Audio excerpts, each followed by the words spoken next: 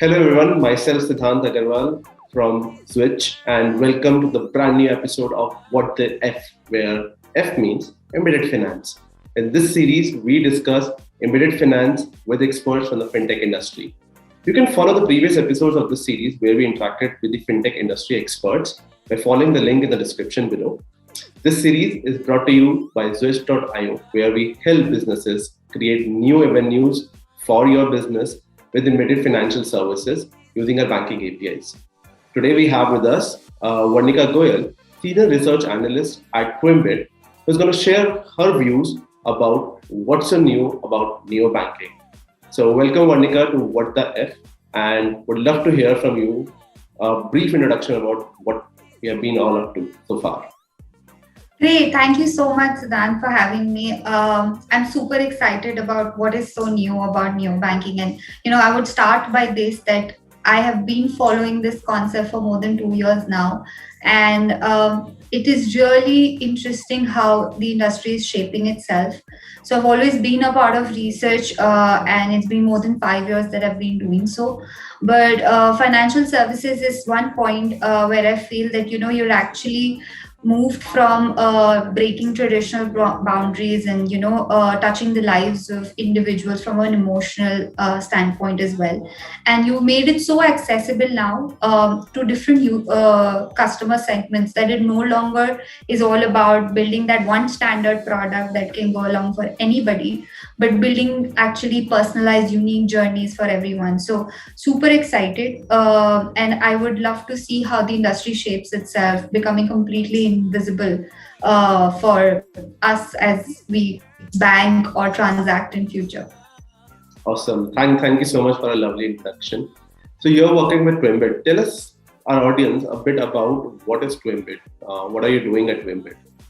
Definitely. Okay, so like it's the world about platforms. So Twimbit is all about a platform, and the world is going to be driven by platform-based companies, the likes of Google and Amazon, and the one that you are also trying to build in, helping individuals create that platform to transact. So Twimbit is something that helps us to create, discover, and shape research where anybody can come and together and start creating, building out research, shaping research, becoming a point of view, a thought leader, and actually discover research. So we not only do our own original content, we also aggregate third-party content so that it becomes a one-stop solution for anybody who's researching about a particular topic. However, we follow future of industries, and we feel that financial services, telecom, cloud are going to be future industries, which are going to be cutting across various lives in various industries, like how financial services is a part of multiple industries, not just one. And we believe that customer experience and employee experience is that one essential thread that ties every industry, every customer, every product, service, market together. So I think that is where Twimbit's vision in lies. However, we feel that any other industry that becomes the future of industry will be a part of our focus element. And as a researcher, we follow these and we try to build a single source of truth, or a unified research standpoint where anybody can access credible quality content and create or make decisions and actually drive their key critical decisions in the future. Wow, amazing. Twimbit is doing some massive work around building a truly credible research and analysis around various industry verticals. I'm pretty sure of that. And as part of what you're doing at Twimbit, I'm sure that it requires you to observe financial trends globally, drive insights around it. So, from our topic, what do you say about the trend of embedded finance? How do you look at the industry? Where is it going forward to? See, it's definitely the go-to thing. And when you talk about embedded finance, it's not just restricted to one segment in financial services. It is applicable whether it is in retail banking, SME banking, wholesale banking. You even take it to support financial services like insure, wealth, they will also come together and it will become a single integrated thread. And then embedded finance is basically a concept which not just involves your retail consumers, but also involves businesses where they facilitate that easy transaction, easy onboarding, easy reconciliation of their payments and whether it's from vendors, whether it's from consumers, it becomes one single standpoint for them, right? So they don't need to. So earlier, what used to happen from a business standpoint is they used to worry about my vendor payments, worry about my customer, managing all in different ecosystems. Now, all of that needs to be integrated into a single ecosystem, and then definitely embedded finance becomes like a critical enabler for it. And from a consumer standpoint, it has moved from customer service to customer experience. Now, experience is all about how you tell me what to do, how you tell me that, these are my savings, these are my spendings, this is where I can make money, this is where I can't make money, this is where I'm wasting my money. And you make it so personalized for me that before me preempting a decision, financial decision, you already know about me, and that's where you're driving my decisions, like, okay, this is where I can do it, right? And I think for most of the generations, upcoming generations and the existing one, it's more about how you gamify this experience, because their mindsets are like that. There is a whole game theory involved in developing the mindsets of the consumer today. So embedded finance becomes that underlying thread, right? And platforms and services and products are being built upon them, using data, using ecosystems, not just from financial ecosystems, but going beyond financial ecosystems and becoming a lifestyle ecosystem for the customer, I believe. That's really interesting to know.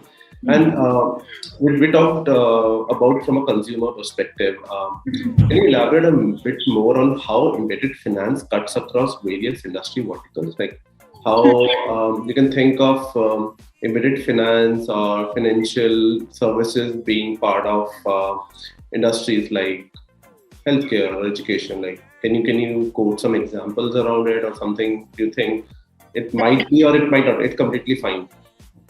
No. We have to think about it in two aspects. See, embedded finance can be thought about from an industry standpoint, where it is applicable to any industry that you think about. Today, education is platform based, right? So even if you are on a platform like Baiju, Whiteside, Junior, Udemy, you need embedded finance, because you're going to be using a kind of financial gateway to actually support those platform services that you're providing from an education standpoint. Then if you do that similar aspect, you apply to education. If you're if you apply it for healthcare and you're using it for a practice service or a library service, you will still need a financial system around it to run that platform and to actually get customers to use that platform. And then your actual end consumer becomes doctors. So in education, it becomes your teachers and your students, where teachers are your vendors and your students become your end customers, where in healthcare, it becomes doctors and equipment managers and anybody who's supplying those equipments to doctors, right?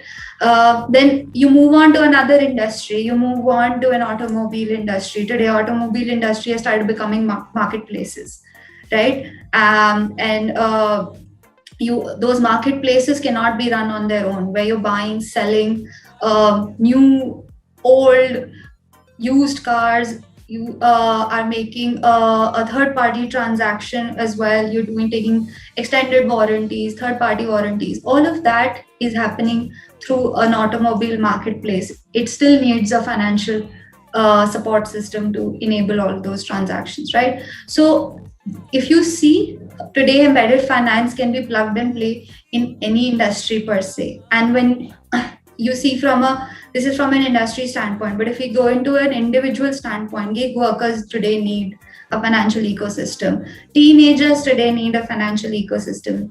The likes of millennials and Gen Zs we have are way ahead than baby boomers that we used to exist, who used to run on cash, were very happy to maintain a brick and mortar piggy bank and break that every month to spend transactions. But today they need a stylized card, which is tap and go, or maybe a wallet that is fancy enough so that they can share and split money amongst their friends.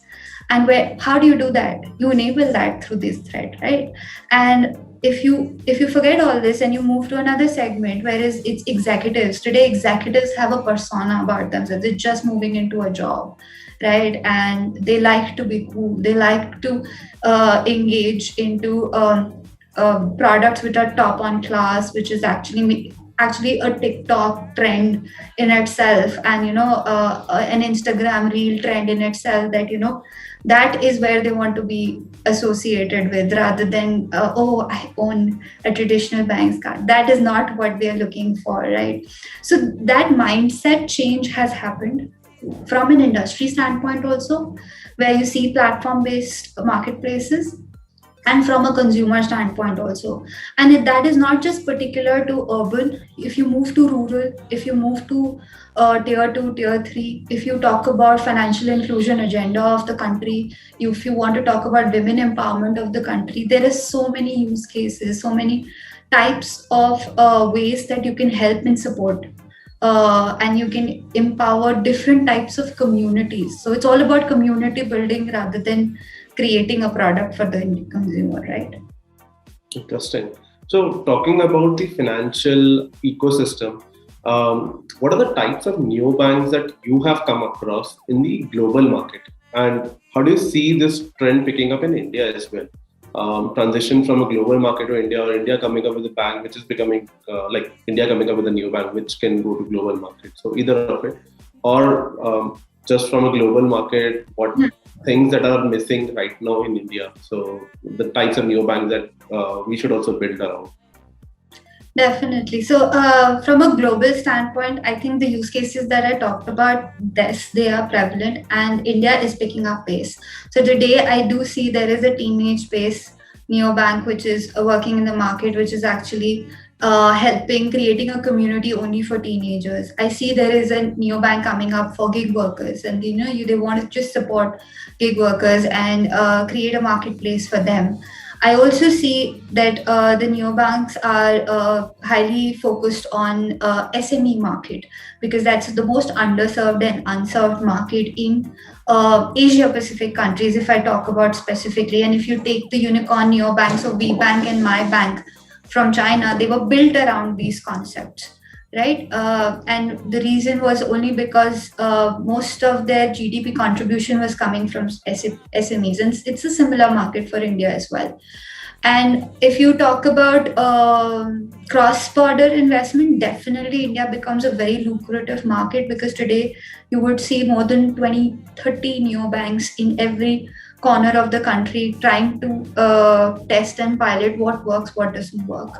We also see very different concept of payment banks, which is very unique to only Indian market, and we don't see payment banks outside Indian market, is only because they're capitalizing on something that their brand from a telecom standpoint, or their digital wallet strategy from demonetization standpoint, or if you talk about their financial inclusion from building a business correspondent kiosk networks in rural cities work. But that was a very unique concept that came in only in India, but not outside. And then if you see from an infrastructure standpoint, today you see UPI being so extensively used in India. Now it's starting to become pilot in Singapore as well. So I think that level of single use case is actually breaking in global markets as well, right? But then you also see likes of Revolut coming in India, right, from a completed global market, and making all the buzz in the global market, becoming a unicorn neobank, is now starting to penetrate in Indian market. And we'll see how that plays out when they launch in next year. But if we had to talk about global synergies, I think India is learning from a very use case standpoint what works in our country dynamics. We have to think about geography, we have to think about population segments, we also have to think about how the country is moving and actually fitting itself into different trends, whether from You talk about age group perspective, how jobs are changing, how remote working has created flexible jobs now, and has one individual can have multiple jobs, which was actually a distant dream at certain point in time.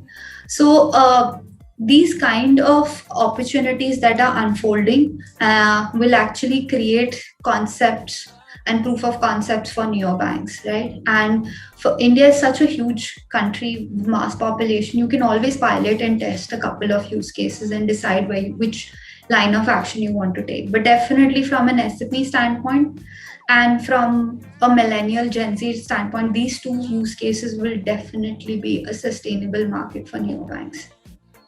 That's really interesting.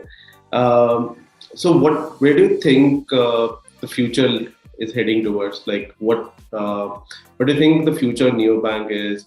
What are the growth opportunities that you think are out there in India, which are still untapped? Maybe anything from your standpoint that you think that India should really focus upon?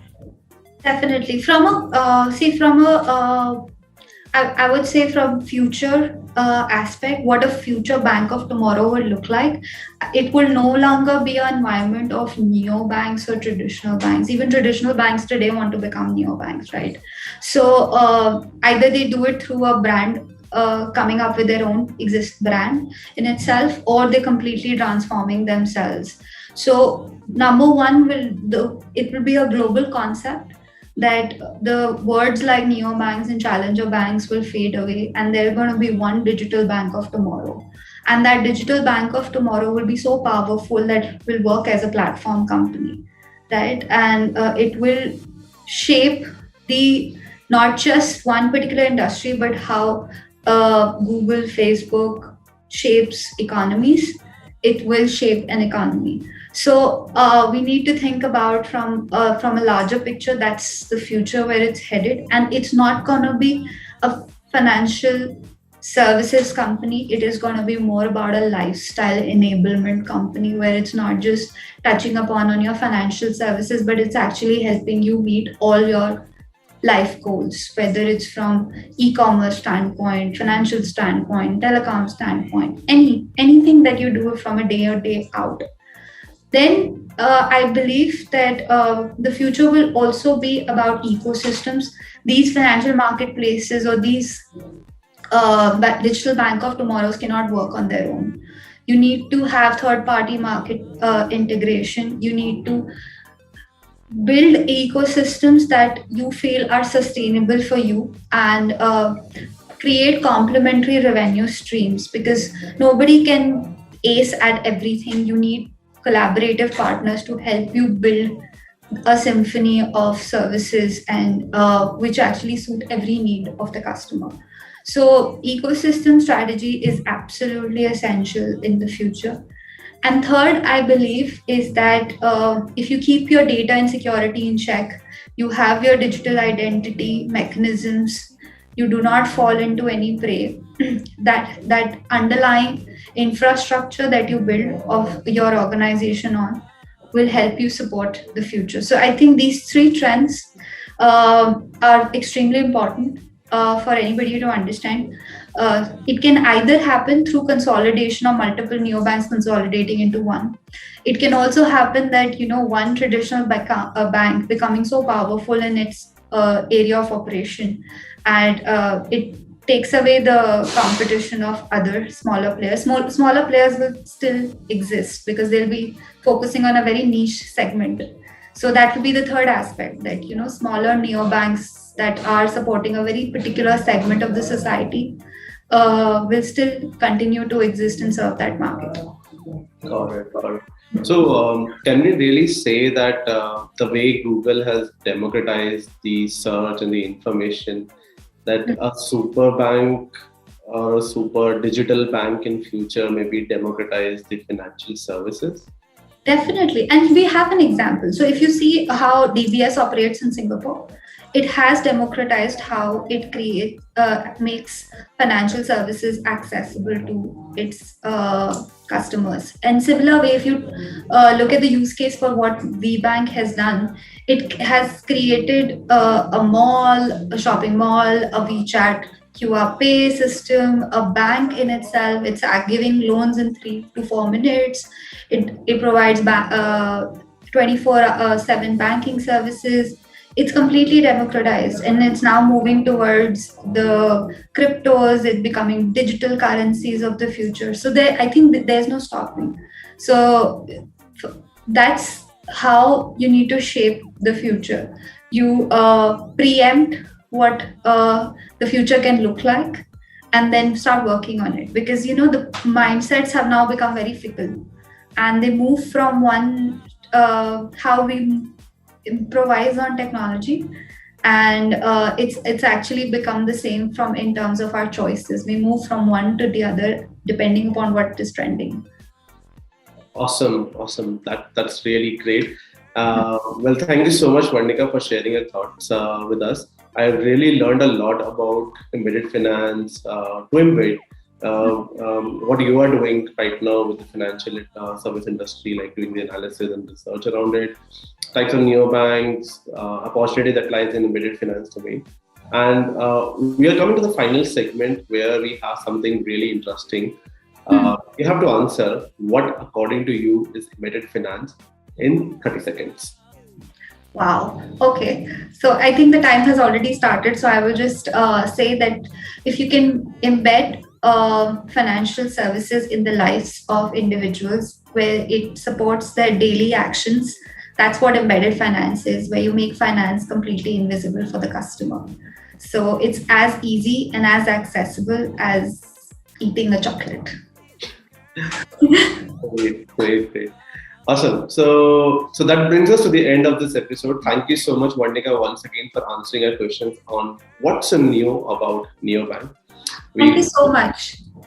Thank you so much for having me. It was really interesting, and I think this is where the industry should head towards, and it no longer becomes neo and neo banking. It just becomes the banks of tomorrow. Awesome. So we hope you all have also found that useful, and if you like to know about the latest shows and updates from Switch, hit the subscribe button, and you can also follow us on Twitter @switch.io. That's all for now, folks. We will be back with a brand new episode shortly. So till then, stay safe, stay healthy.